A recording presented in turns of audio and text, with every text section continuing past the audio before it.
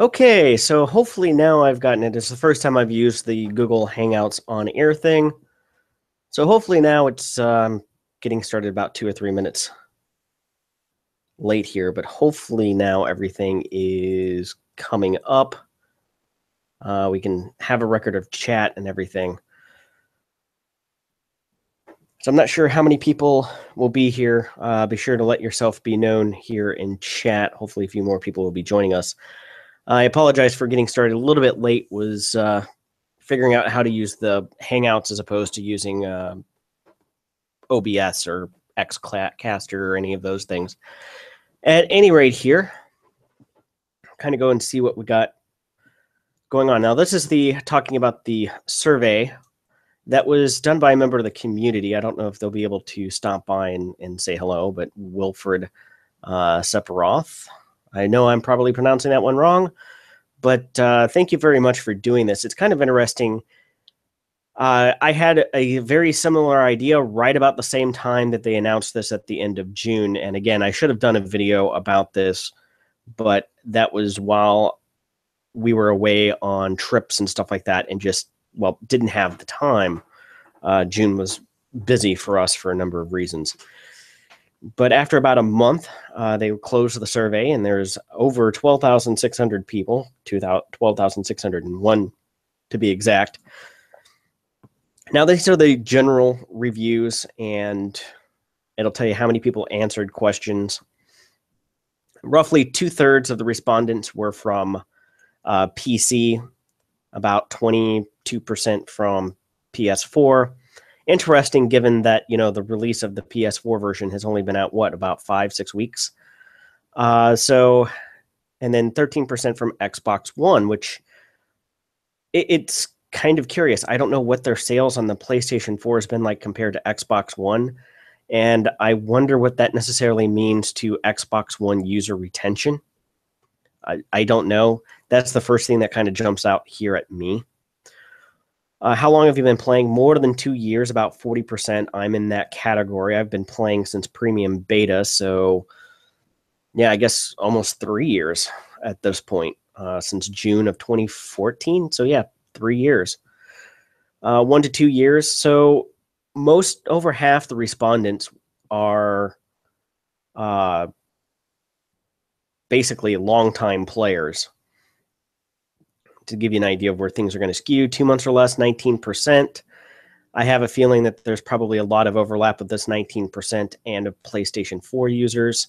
Less than a year, about 10%. Less than 6 months, 6%. Okay. So most of the people here are longtime veterans. That'll kind of be interesting. Demographics here, and this isn't really a surprise. About 60%, almost 68%, so 2/3 of the respondents are between the ages of 21 and 40.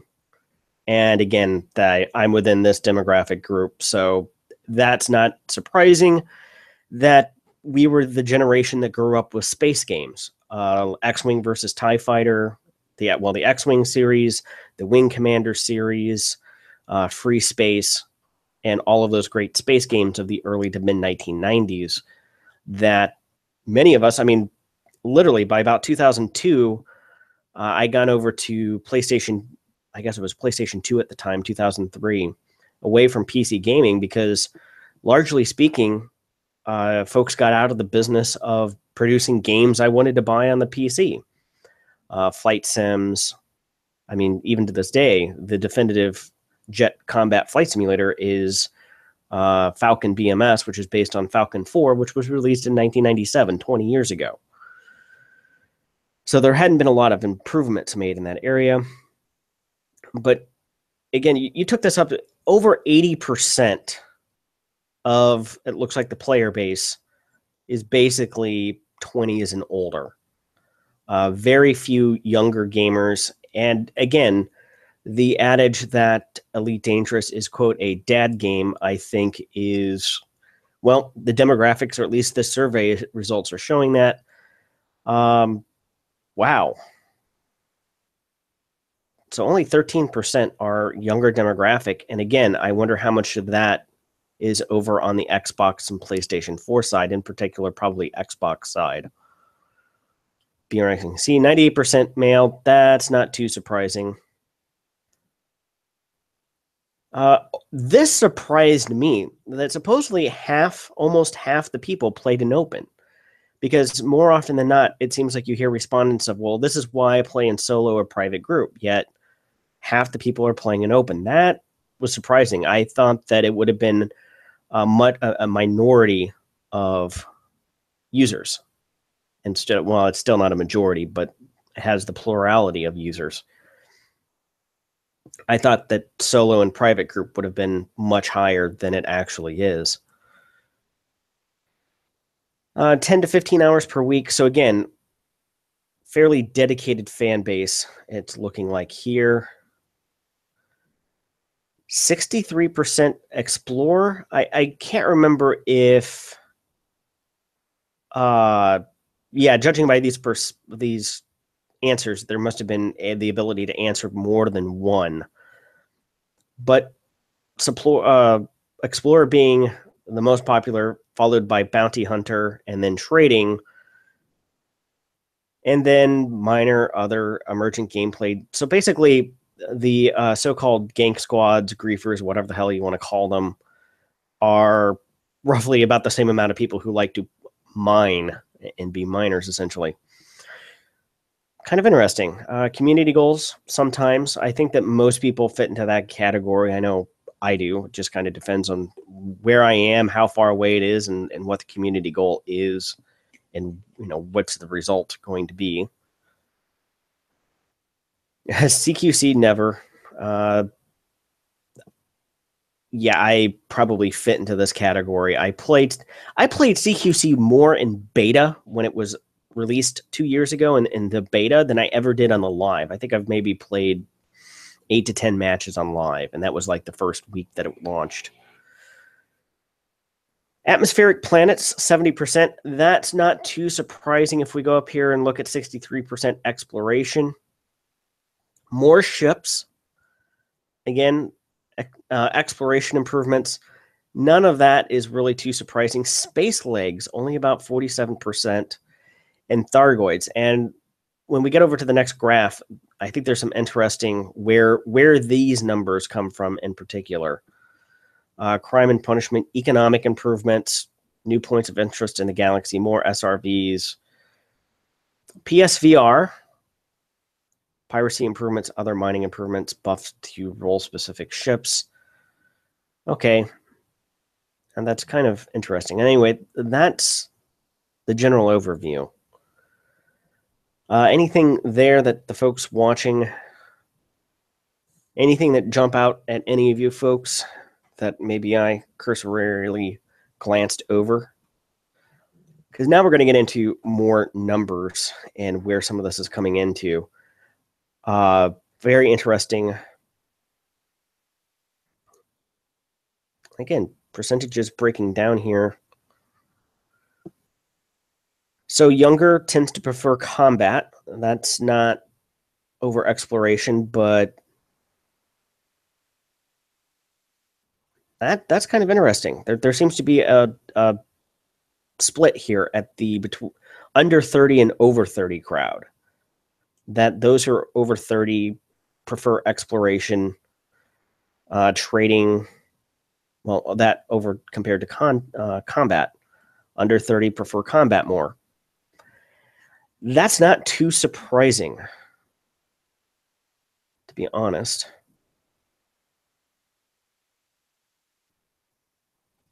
Rather pretty. Let's see here. Playstyle versus feature content. So Space Legs tends to be about, it looks like, very close to for traders, explorers, and bounty hunters. Not so much for miners. So that's pretty consistent. Atmospheric planets. That seems to be what a lot of people across professions and stuff like that are looking for. So explorers and bounty hunters play open. surprisingly, traders.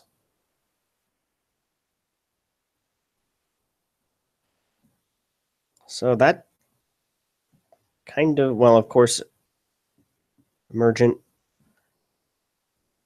being open, that's not too surprising. Playstyle versus CG participation. Traders, explorers, bounty hunt. I'm seeing nothing here that's that surprising here. I don't know if there's much in terms of information. Time played.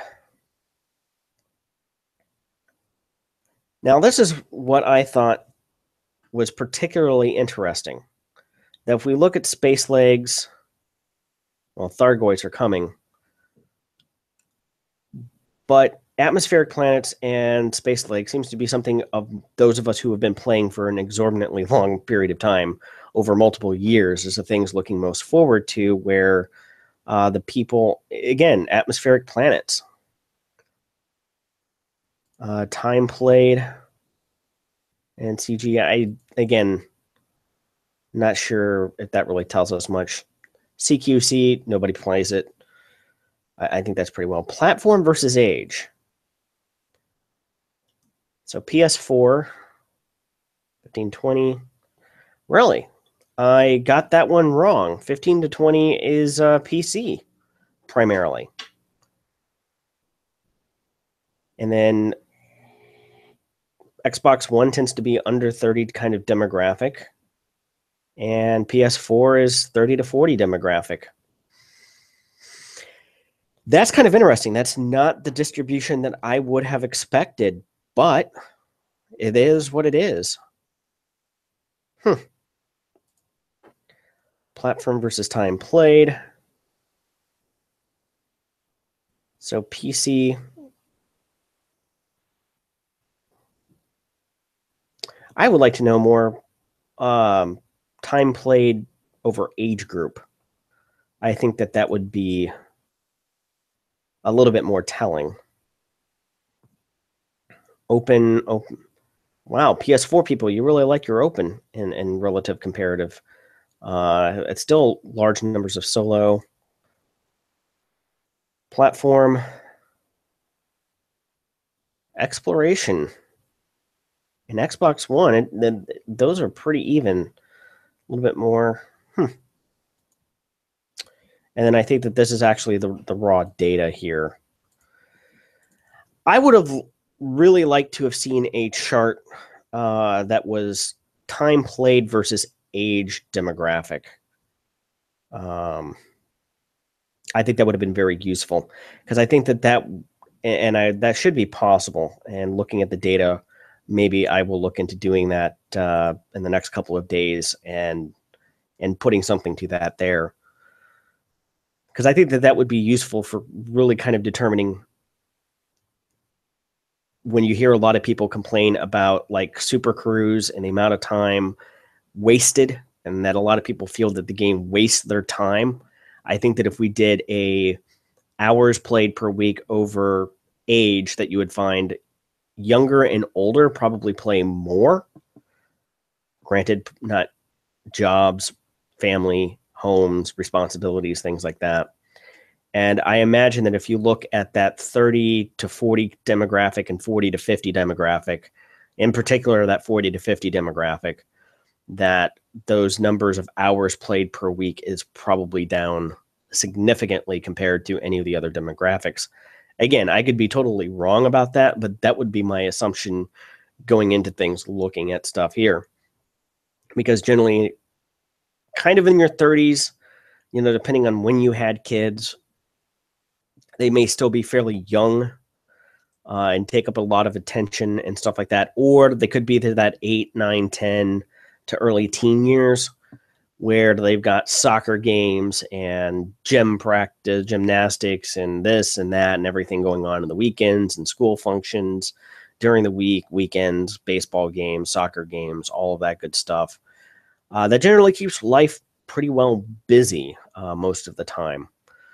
And again, usually kids are at that age when you're in your 40s to 50s. For most people, assuming you had kids between the ages of 25 and 35, in most cases. So I'm willing to bet that that's how those demographic trends would play out. But again, what really shocked me is the number of people that are here claiming that they do play in open.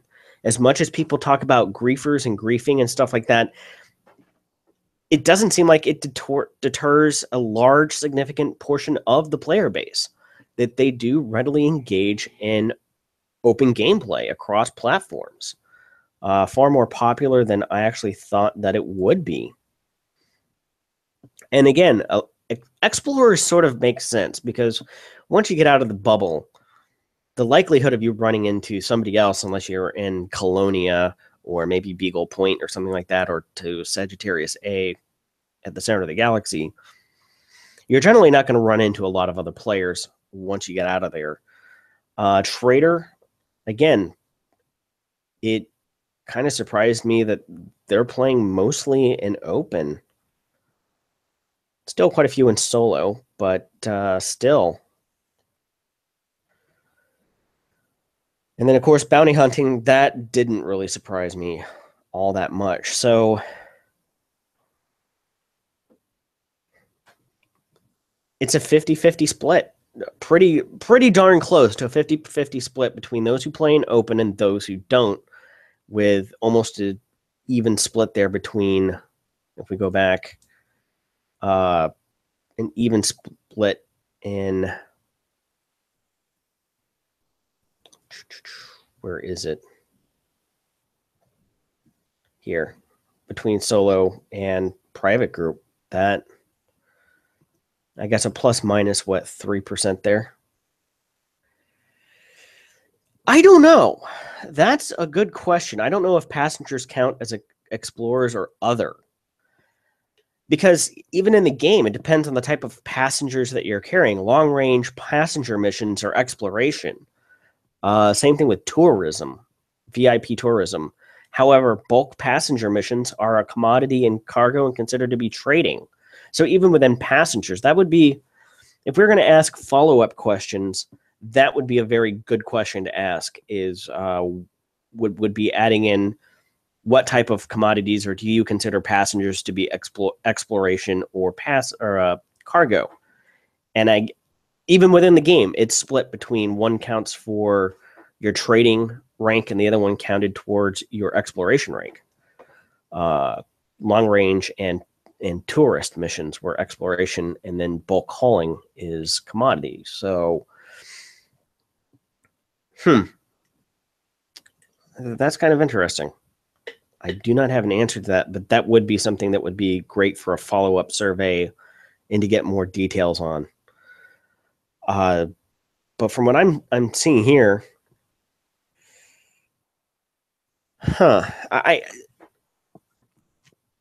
you can see where they're in a rock and a hard place, and I'm sure that their internal data probably extrapolates this out in clearer detail. But you hear a lot of people talk about one of the major problems with the design of power play from the outset, and from the general game design as a whole, was when you had these different game modes, the fact that, the solo players and the private group players can affect the background simulation and the power play dynamics just as much as open, if not more, because then they don't have to contend with running into other commanders. And you can see why literally half of the player base could very well take umbrage with it, and the other half of the player base be perfectly fine with the way that it is, and like that dynamic and forces and stuff in there. It's literally a pretty even split between both sides on whether or not to play in open and solo. So that gives a lot of insight, I think, and useful feedback to understand just where in the community people are coming from. And again, I think 12,000 players, given a 70,000 player per fortnight on Steam, is a representative of enough of a sample size Is it completely unbiased and scientifically speaking? No, but for a marketing survey, I think it's fair enough. And that to me is one of the most revealing statistics here and explains so much. What we didn't have before was in any type of representation or any starting point to reference, well, how much of a percentage of the population, it plays an open. Because I think that there was kind of a perception out there that open players may actually have been in the minority of players, which I guess with these two equaling 51% is technically true, but they have a plurality of being the largest single segment. Yet 51% of the player base prefers not to play an open. That explains so much right there, that literally you have two probably very diametrically opposed opinions on those things. And again, I think that having these three modes being able to influence the background sim and all of that is bad enough. And then you throw in three platforms on top of that to where, Xbox and PlayStation players could be impacting a system state or something like that, or background simulation or power play dynamics. And directly, there's not a damn thing the PC users can do about that. And again, that's not a Frontier thing. That is still a Windows and Sony and Microsoft bullshit thing. Again, 98% male doesn't surprise me too much. And the other piece of information here is just the demographics. And with this in mind, I am really thinking that for quality of life purposes, things like micro jumps between stars in a system should be a thing. Anything that could possibly speed up activities within the game is not necessarily a bad idea.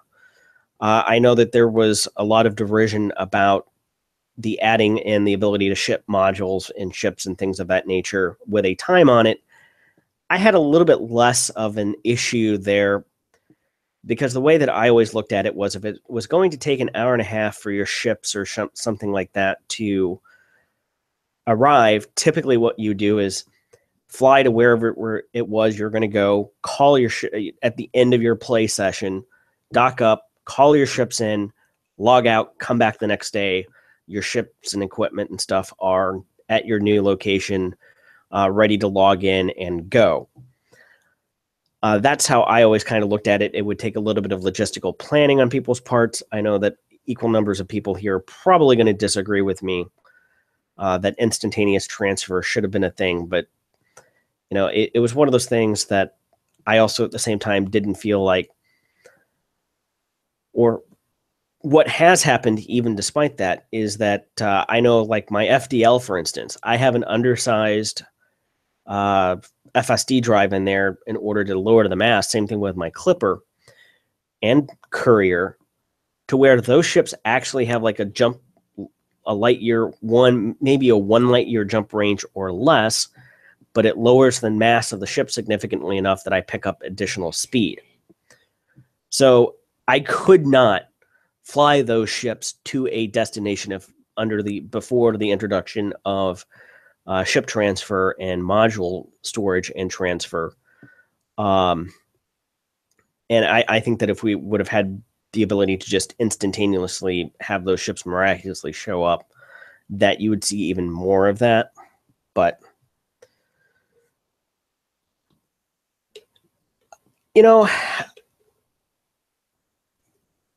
I think a lot of the people complaining about offline mode probably did get refunds at the outside of the game, being the reason that they went.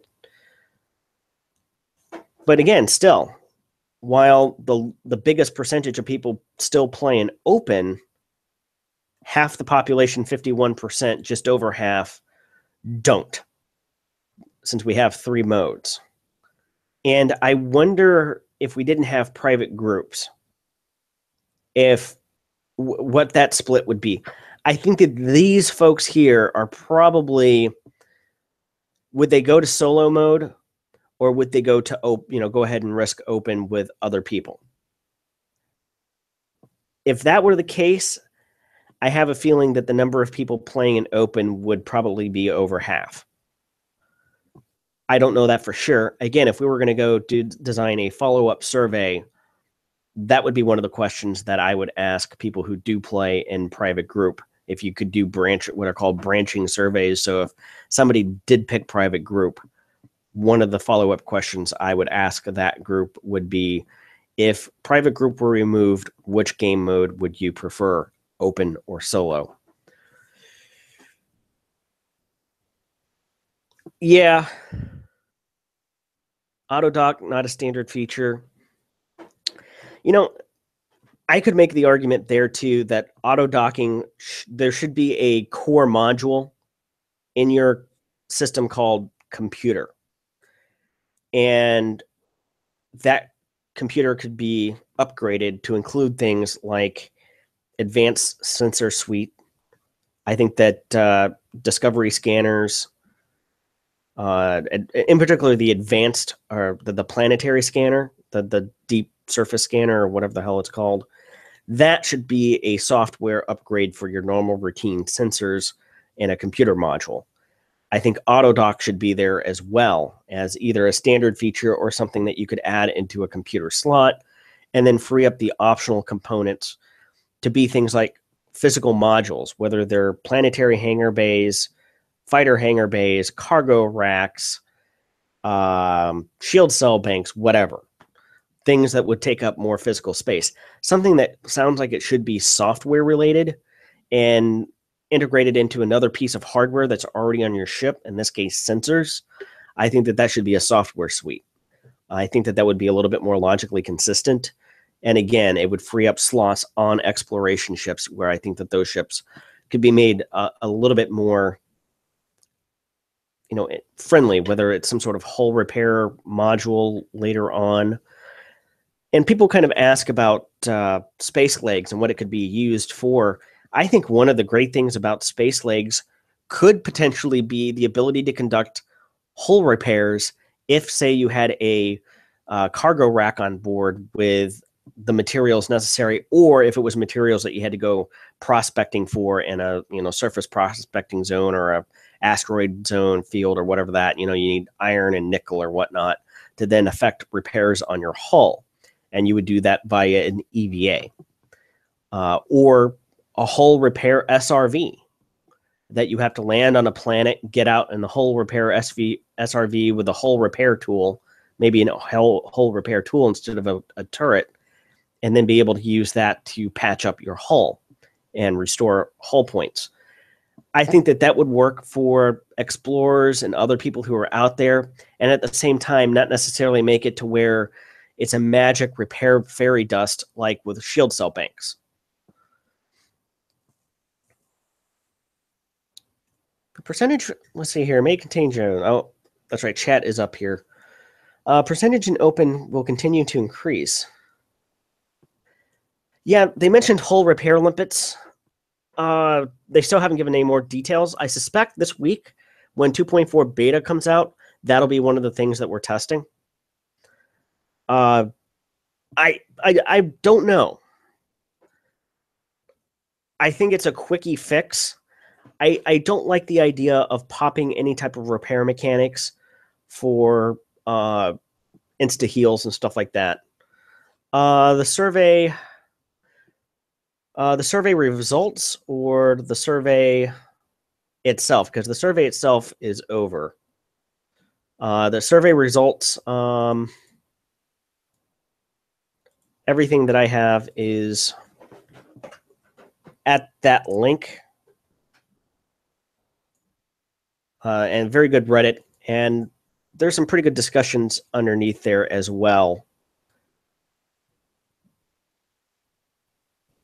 I didn't see anywhere in here. Did anybody from Frontier respond to this yet? I know that some of the CM teams have been poked, or at least mentioned, but I don't know if they said anything about it. Excuse me here as I take a quick sip of water.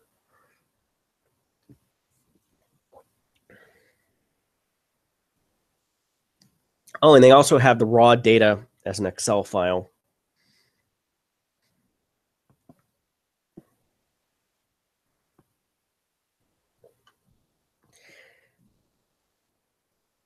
So a couple of other pieces of information here. They said to be a competitive PvPer, you have to have a lot of free time. I think that that's true.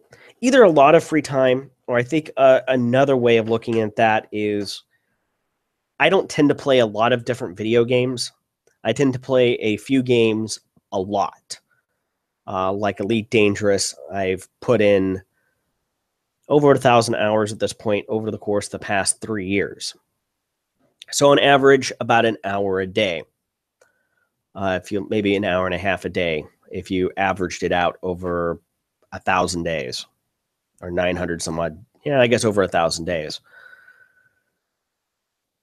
Other people, they'll play a game for, let's say like an Uncharted game. Wife and I enjoy playing them too, but she enjoys playing those games on PlayStation. And that's like an 8-hour, 10-hour storyline. So we played on a Friday night, Saturday night, and we're done. You move on to the next. On the converse side, you have games like Dragon Age Inquisition, which I think we're 120 hours in and still playing and haven't gotten to the end yet. But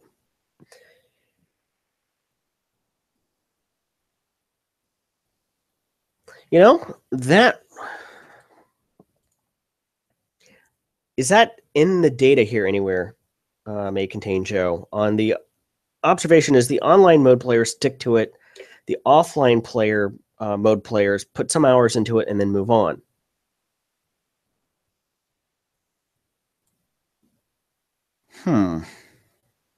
Time played versus future content. Time played versus community goal. Time played versus platform.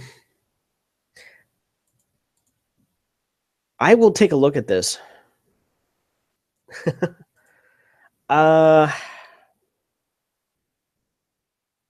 Shoot, I don't know what mine is. That's an assumption. You might be right about that, Joe. Again, I'm recording this, so there will be kind of some posterity or for posterity. A couple of these questions might actually be in the data. And that's kind of why I wanted to look at the focus group. Since they did provide the raw data as an Excel, as an Excel spreadsheet / here's the data, it should be possible to take a look at the information and actually then go in and compare those fields with bar and other charts. So that is something that I will do this week and probably do into another video. And that's one of the reasons why I wanted to do this interactively, is to get some ideas for that. And the data's there, so we'll take a look at it. I will do basically a follow-up video to this, probably Monday or Tuesday, and look at that data and compare open players, again, with the age. We should be able to compare what game mode they play and their age demographic range. Yep, we have that information. So we should be able to make some sort of comparison there.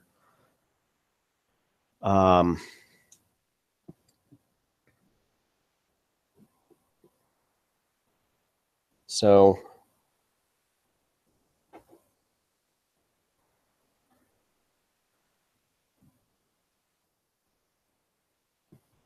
that's generally kind of interesting. What other kind of information here that did you find, did anybody else here find particularly lacking? I think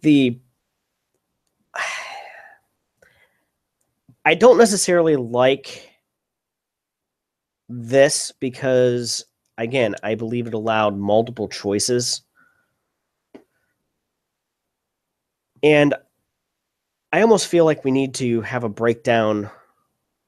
It's like exploration improvements. Wholeheartedly agree. A lot of people agree with that. But what does that mean? What specifically are we talking about here? New game mechanics, more things to find on the surface of planets and out there in deep space, new points of interest that actually have functionality encompassing around them, such as they added all those stations from TQC, but you couldn't interact with them in any meaningful way yet. Thargoids, at this point, we know that's coming. We're starting to see elements of that be played out. And space legs is another. And I think that the question on space legs needs to be asked not only what do you mean by that, but what are your expectations of being able to do with space legs? Just walk around your ship, walk around stations, interact with NPCs, be able to interact with your ship, or a ship that, be able to crew another person's ship. What are these things that you could possibly gain from having space legs? Go big game hunting? Do you want it for first person boarding and piracy and combat? And if that's the case, then we've got to look at an overhaul of combat mechanics to introduce more weapons and new weapons that are capable of disabling ships more readily rather than just out and out destroying them. And then how do you balance that? Do you have some sort of ion torpedo or ion cannon that is more capable of causing ship systems to be overloaded and basically shut down to where then you have to use an AFM or go manually into some sort of mini game or something in order to repair ship systems before the breaching pod arrives and you're able to board the enemy ship or the ship you're trying to capture? Howdy there, Sierra Foxtrot.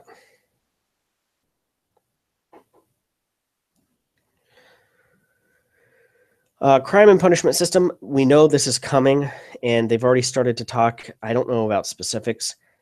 Economic improvements. Surprising that's kind of down where it is compared to atmospheric planets.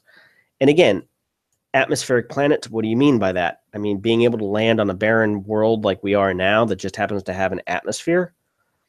Is there really any additional gameplay elements there, or are we talking about flying in gas giants and maybe somehow being able to scoop up fuel? But then again, how is that mechanically going to be any different than a combination of scooping a star now with maybe having to have some sort of refinery module on board, and then you refine out hydrogen gas and other components that you then sell as a commodity?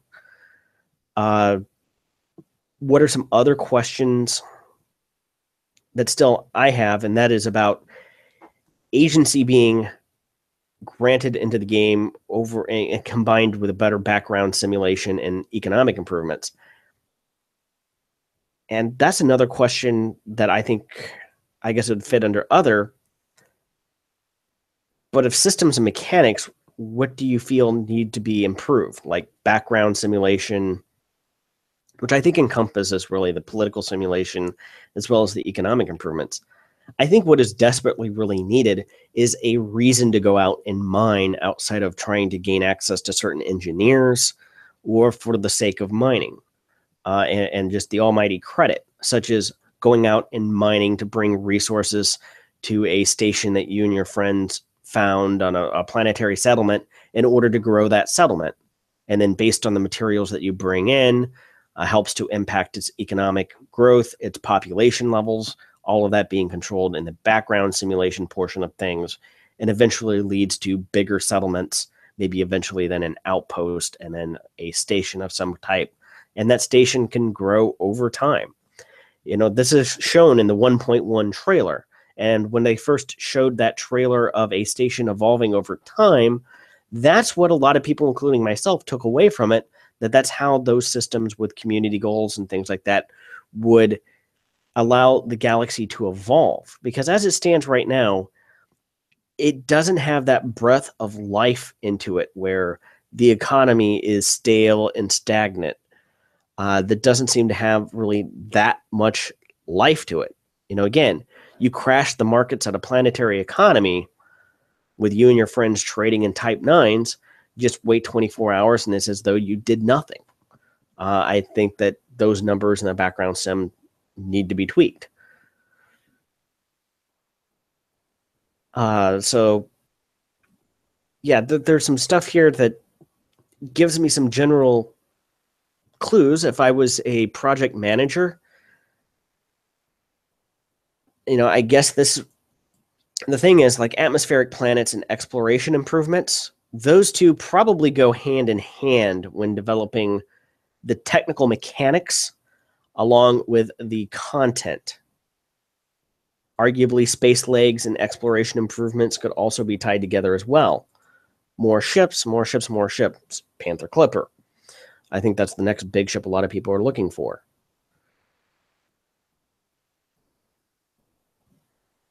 Yeah, pointless radio chatter, although I will say that, well, it's not even the pointless radio chatter. It's pointless Galnet articles that if you aren't specifically going and looking for them, and here's the question of the 10, 15 people here.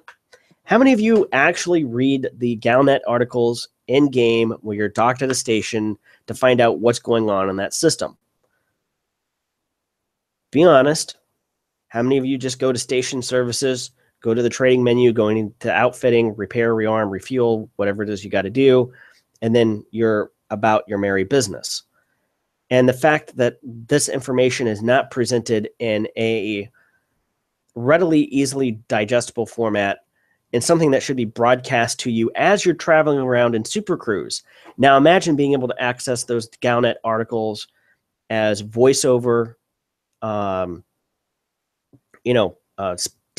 speech to text, like a radio station or something like that, as you're flying around in Super Cruise, much like how Radio Sidewinder kind of operates for that system, or having it as news that you can pull up and read at the comm menu as you're flying around in Super Cruise. That would certainly, I think, cut down. It would give you something to actively do while you do have to transfer 5 or 10 minutes going from point A to point B in a system. And okay, HelloCam3 here says that Galnet is a wall of power play updates.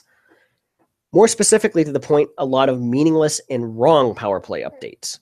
I mean, how often is it that you read, well, such and such power this week is behind, yet the numbers that they show and the numbers that are actually current aren't the same thing? So it does that very, very poorly. Galnet News Scroll. That could work. That's not a bad idea for when you enter into a system. After a few seconds, it downloads, Galnet for that system.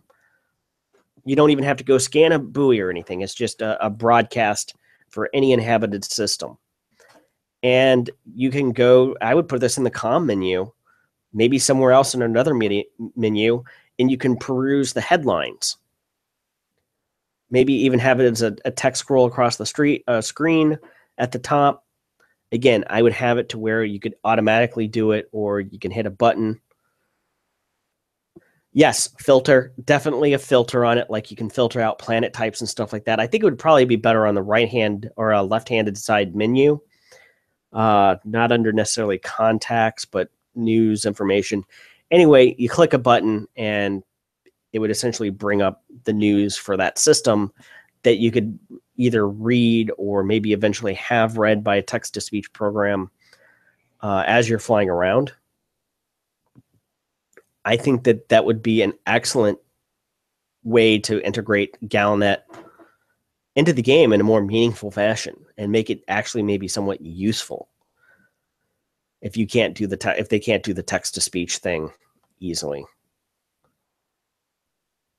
So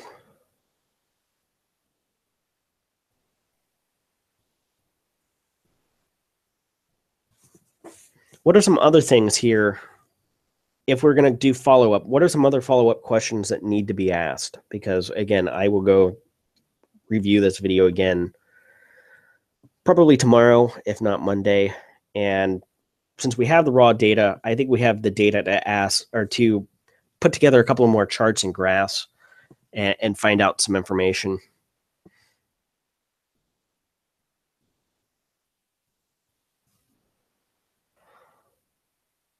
War mini posters, okay.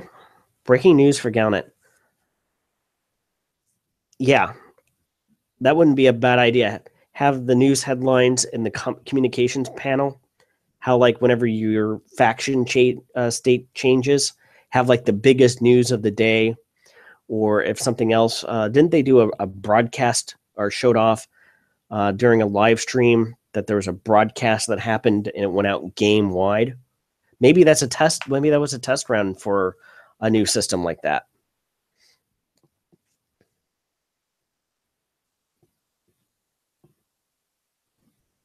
Yeah, there are no breaking news to be doing breaking news with. It's all blah. I think some of that is a little bit of a relative opinion. To each their own. But again, this goes back to agency and lack of agency in the game. There's not a whole lot of breaking news to deal with because, again, what's there to really impact? Hey, the markets in HIP 1, 2, 3, 4, 5 have crashed.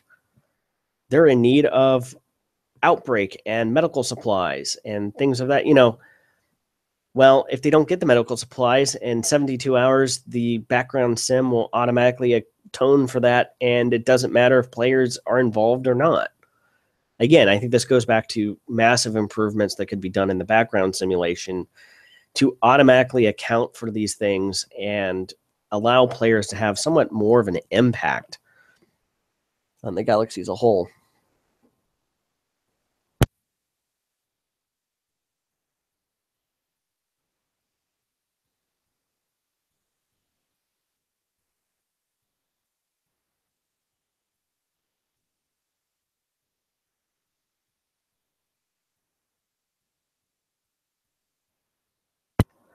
Yeah, the community goals would benefit from something like that. Well, and again, I think that would be a new way of doing community goals. An outbreak happens and it automatically spawns a community goal with certain criteria. And if the criteria is met within a certain amount of time, let's say an outbreak in a system happens, that system's population starts dwindling. And maybe you do have the AI or the background simulation act as what would be in economic terms a Keynesian actor to come in and rectify if nobody participates in the goal for whatever reason. But if players do come in time, it stops the population or depopulation. And something needs to be looked at the ability to remove factions completely from the game. So yes, you and your friends get together and have a minor faction inserted in the game. Other player groups don't like you and decide to go to war. And if you guys lose, well, your faction gets eliminated from the game. NPC factions should also be, be able to be driven from the game, such as the recent actions against Sirius Corp by player groups.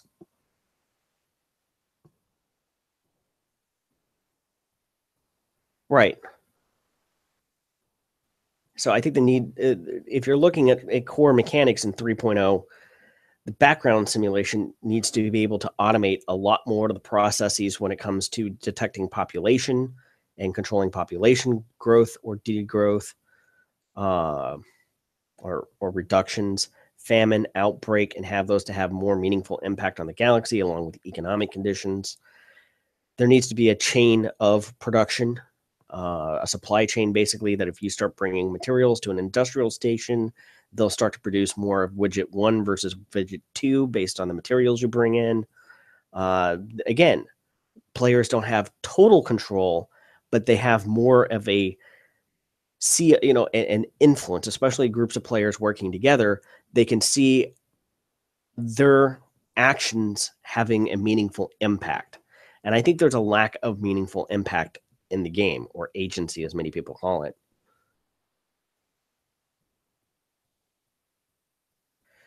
Yeah, if that's the case, I would remove those requirements for the engineers. I mean, hell, they've already removed commodities and everything else.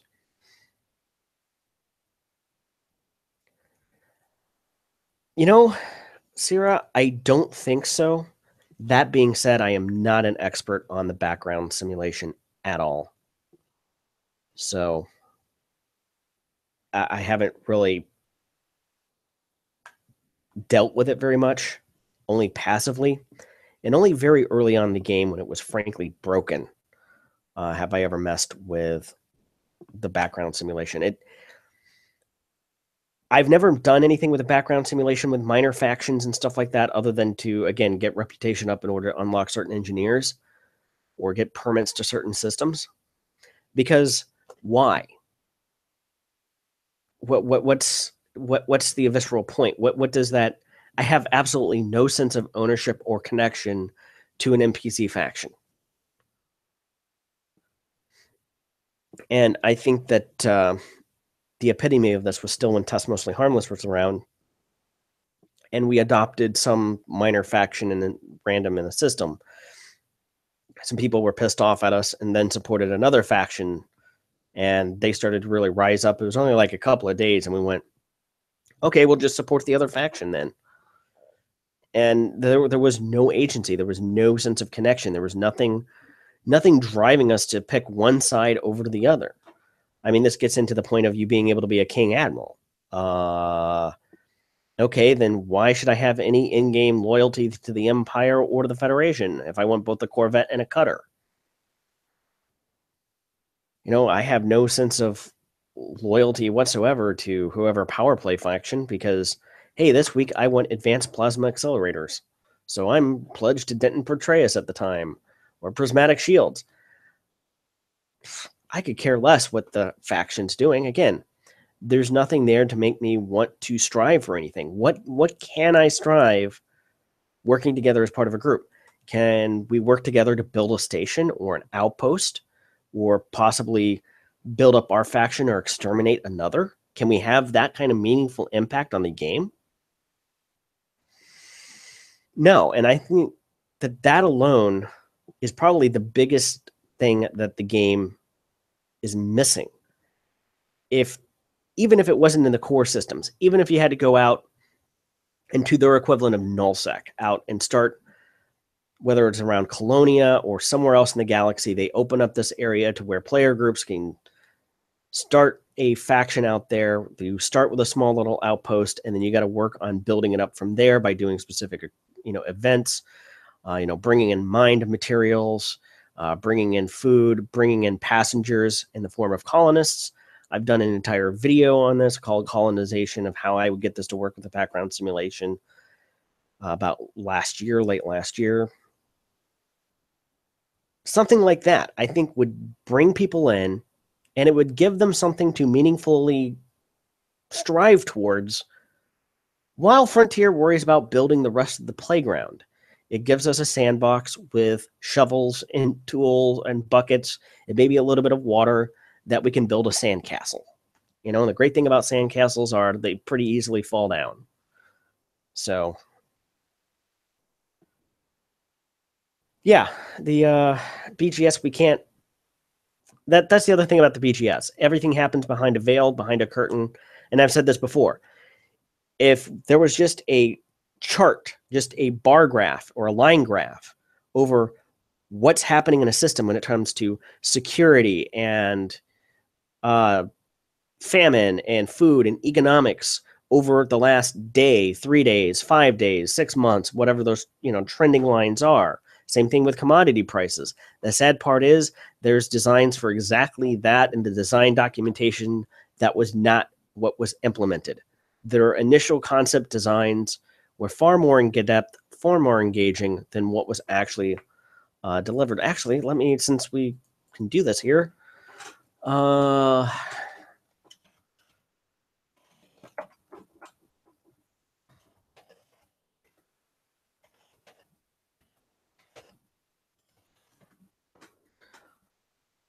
me see if I can actually find.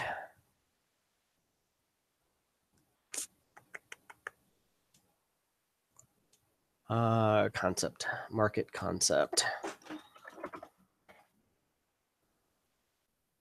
Here it is. Yeah. That is a much more engaging market screen than what we ended up with.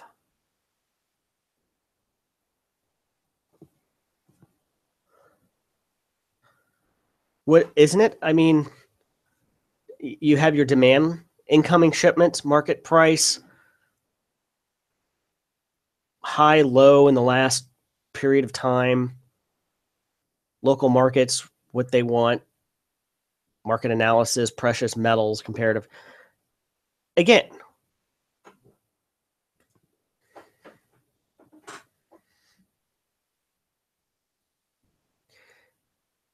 right, intimidation factor. I would agree with that. That there needs to be a reason for wanting to get your rank up. Again, if you're a king in the empire, unless you're in a core imperial system, they won't scan you. That would be good too. Allies randomly wing with you, and a NPC AI wingman. Maybe the ability that if you get engaged, you can go over to your panel and request reinforcements, and it might take them a minute or two for them to arrive, but they show up and assist you. I know they're talking about maybe doing something like that with power play in the future, but we don't know. Fortunately, it's been about an hour for me, and the missus is home with lunch that she's told me, plus I got to get back to work on this plumbing project because while plumbing is down, the water is shut off in the house. Again, one of those things, went to replace the spigot and turned into a plumbing project. Fun joys of home ownership here, but there's some good things here that I'm going to go. Some of this we have data for. That's an interesting point there, May Contain Joe. You're right. There's no separation between trading and the actual logistics.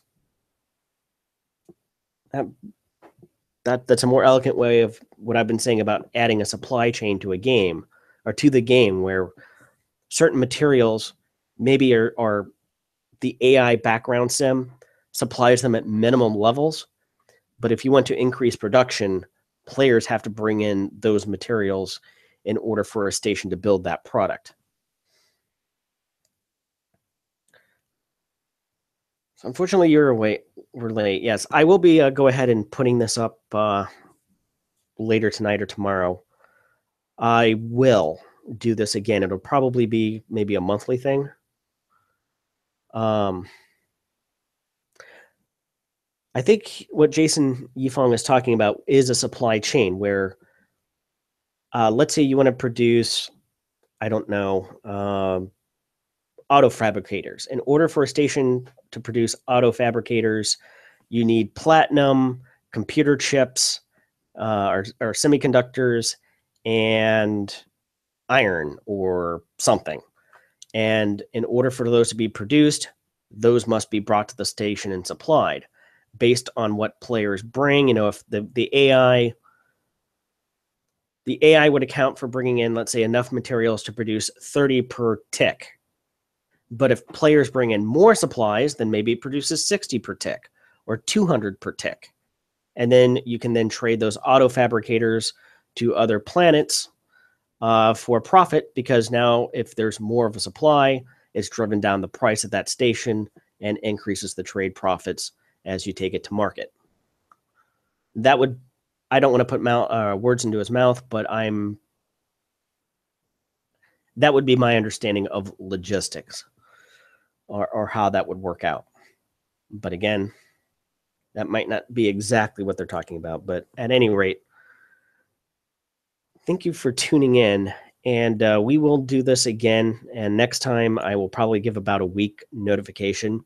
I think Saturday afternoons when I do this at 2 o'clock in the afternoon is that magic witching hour, either 1 o'clock or 2 o'clock U.S. Central Time, that people in Europe, the U.S., and Australasia can easily all get together at one time.